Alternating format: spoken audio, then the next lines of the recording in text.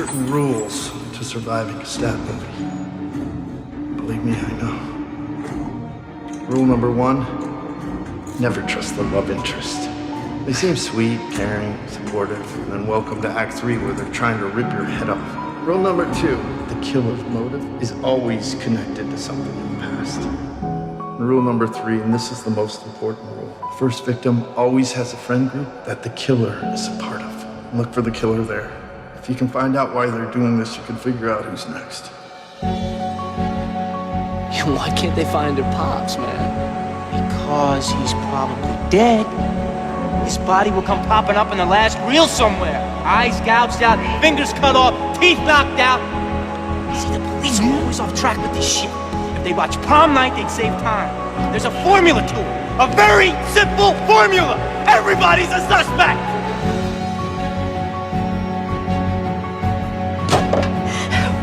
Oh, my mother. Why? Why? Maybe that's too. I think she wants a motive. I don't really believe in motives, Sid. I mean, did Norman Bates have a motive? No. Did they ever really decide why Hannibal Lecter liked to eat people? Don't think so. One thing I thought was really fun about the movie was that it talks so much about, topping the original and the pressure that gets piled on as sequel after sequel comes out. So what did you feel going into this one as far as, living up to the Scream name?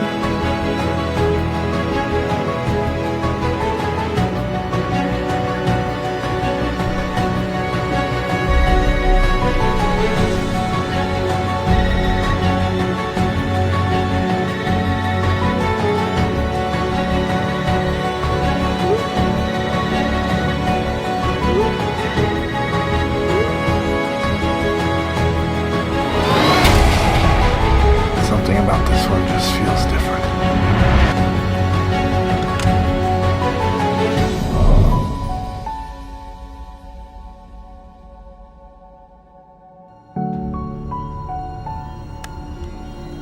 So in closing, let me say, good luck, Godspeed, and for some of you, I'll see you soon. Because the rules say some of you ain't gonna make it. I didn't. Not if you're watching this tape.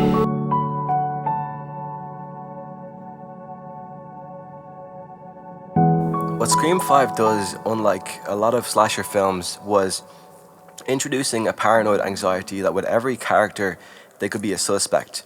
The history of all the characters made it possible for anyone to have motive to kill. Film subjects spectators, and it forces them to accept certain ideological positions, which the left-leaning intellectuals and artists of May 1968 wished to demolish. Echo and Bazing, theorists argue that precisely because of its closeness to reality, dominant cinema persuades spectators that they are subjects, omniscient and all-powered. The Howling, horror, straight ahead. Randy Meeks acted almost as the storyteller for the events to come in the Scream films, and it was due to the embedded narrative, Stab. It gave him an understanding of the rules. And I never quite understood meta-horror, but I've a lot of found interest in it recently.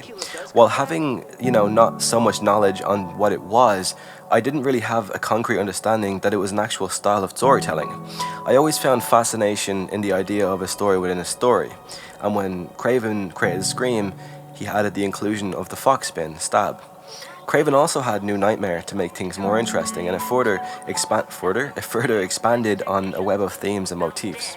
Part of the theme of the movie is becoming like part of the making of the movie. I kind of love intertextuality in horror. I've noticed that with horror these days, more flicks tend to intertextually reference other works of art. But the date was 1986, and Scream was one of the first films to reference Halloween. I found Randy's concern as to not wanting to end up like Laurie or her friends to be a lot more interesting than the way things kind of happen now in horror films. When someone's like, oh no, a guy with a mask, Jason Voorhees. Not really a great callback. Why can't they find their pops, man? Because he's probably dead. But I've wondered recently, what is the importance of intertextuality in horror? Because it can be very subtle. If you see a shower death in a film, it's referencing Psycho. And I always wondered about the 70s because it introduced sexuality in women like torture porn. Whereas if you go far back to the Phantom of the Opera from 1925, it showed women as damsels in distress. Now, slasher films took advantage of the male gaze and introduced gender power dynamics, and even as far as Scream 1996, using Randy Meeks as a tutor of sorts, it shows rules to surviving a horror movie, but it aimed it toward women, and it created, or it played onto the final girl trope that we know from Halloween, which people argue, did the final girl trope become a thing in Halloween, or was that just the way things were going to go in cinema?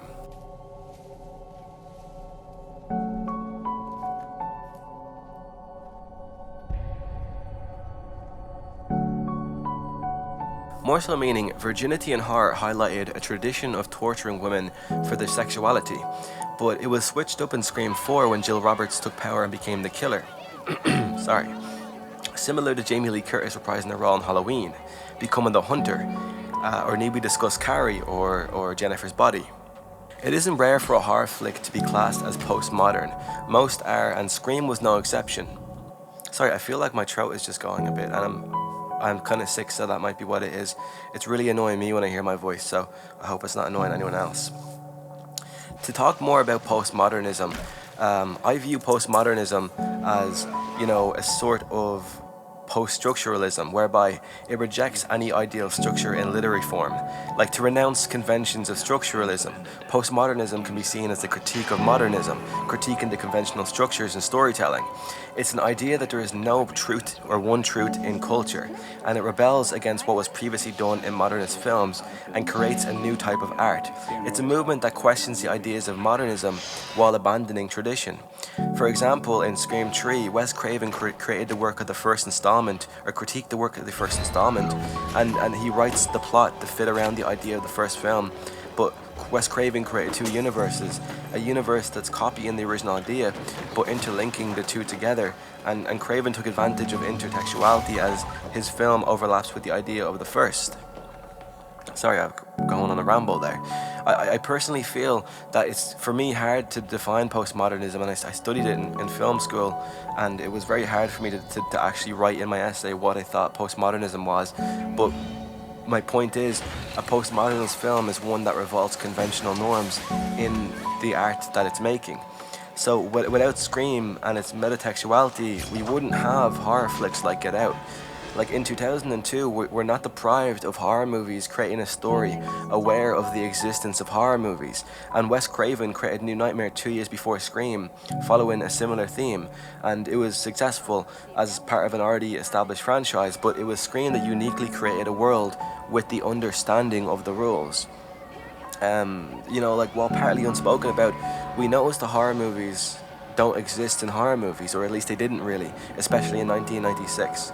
And I think the importance of Scream is Scream made us aware, and they had an understanding of horror movies in that universe to navigate through the horror movie. And the relationship between a filmmaker and audience has always been a big part of the filmmaking, but to write a film where the characters are the audience of a similar story makes the relationship a lot different. I personally feel like it created relatability and, for the most part, sympathy. Scream mainstreamed metatextual storytelling and made that analytical understanding of the genre mainstream in a lot of ways. Knowing the importance of the final girl in horror, Wes Craven, he casted a high-profile actress, but only to kill her within like 12 minutes of the film, which is not something that was ever done. It subverted the final girl trope, and Scream knew, or Wes Craven knew, or Kevin Williamson, when writing it, knew this would convince the audience that she would be the main character, and then she wasn't. And this was new because Scream overturned our assumptions. At every turn, the film script written by Kevin Williamson, it dissected well-known horror cliches. Even as one character outlines the rules of surviving a horror movie, Scream is breaking down each one as it goes, often with the characters cheekily drawing attention to them while they're being broken. Jesus Christ, you don't know the rules? Have an aneurysm, why don't you? There are certain rules that one must abide by in order to successfully survive a horror movie. For instance, number 1, you can never have sex. Big no-no! Big no! Sex equals death, okay? Number 2. Scream 5 excelled in the box office, but it had mixed reviews, and it's similar to what I noticed with Halloween Kills. It had a complex storyline, gory scenes. It's less simplistic than the original, which is not an issue, as with every franchise, stories grow in complexity. But the new Scream film went back to its roots, unveiling the rules, and they're the rules in which are to be studied for survival. So what makes this film worse, or what makes this film better? A self-referential movie has to be approached with goofiness, in my opinion, and Scream 5 rostered a high group of possible victims in too serious of an effort. And the film holds the same narrative that the original one worked with, but it doesn't seem as effective 26 years later. But Scream 5 by all means is a success, but if it had not been for renewing all characters, the story wouldn't hold too much weight, nostalgia aside. And not to say it sound like I'm really critiquing the film, because I cried during it. Not to spoil it, but there was a scene that I did cry during with my girlfriend. But I still have doubts about my actual opinion of the film. It was highly enjoyable for nostalgic value. Like Scream as a franchise, in my head, and this is the pessimism coming out of me, seems doomed. And I used to be very optimistic with horror, and I got more pessimistic. You can probably see the transition if you watch a lot of my videos. Towards Halloween 2018 and then Kills, I got very pessimistic. But Scream feels doomed like Halloween did. It only held nostalgic value, and things felt too self-aware. Everything that was expected came true, and at some point the nostalgia will wear away from me as well, as the characters look different, Michael Myers' masks look different, it doesn't seem as nostalgic, the song has changed, and I know everything's meant to change, but at the same time that doesn't keep the nostalgia there for me. So I end off by saying Scream 5 is not a bad film, but what made it so good in 1996 isn't as impressive now, because it's been happening for years. And it stood strong in tackling toxicity and fandom. I think that was really interesting. It reminded me of a film, I can't think of what it was. I think it reminded me of the trailer for like Jeepers Creepers for some reason. It reminded me a bit of Hellfest, with the way the characters were. But it did provide good commentary on the wave of horror we're currently in. And I think it was inventive in adding some sort of modern take to a great story. But I felt it was stale for certain standards of horror in today's society. So I feel like maybe the question I'm going to ask you is, how long do you think nostalgia will keep this thing fresh? I'll end it off there. I'm going to be working on another Scream video soon. It's almost written. It's The Life of Sidney Prescott. So I would urge, when it does come out, for you to check it out, because that seems to be very popular on my YouTube channel. So I feel like you would all enjoy it. I'm going to try and do something different, because I've only really done it for Halloween and then a bit of Jeepers Creepers. So I want to make the way I do it a bit different, make it more interesting, like it's a real life case or something. But anyway, I'm gonna go. I enjoyed Scream 5. Scream 6 is greenlit now, and that's gonna happen. Maybe I'll talk about that in the future, but as of right now, I don't even know what I think about the fifth film, so I'm not entirely sure if I'm gonna make a review or like a in-depth analysis. I guess this is like a sort of analysis, but not even. It's just my thoughts on intertextuality, which I think is really important in Scream. So, alright, I'm gonna go there.